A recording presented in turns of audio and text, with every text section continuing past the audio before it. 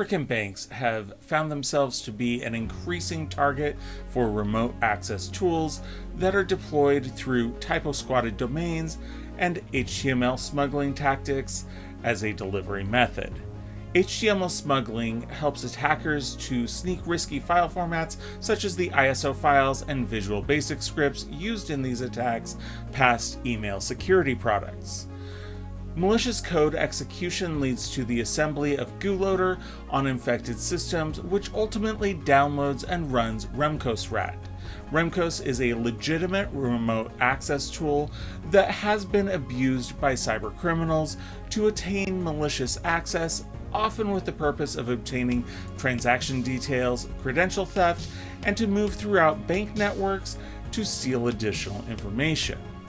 Acronis Advanced Email Security Pack detects and blocks malicious emails from reaching a user's inbox, while Acronis Cyber Protect uses AI-powered and behavioral detection engines to detect and block malware like GuLoader and RemcosRAT that finds its way onto victim machines, ensuring that your data is protected from attackers.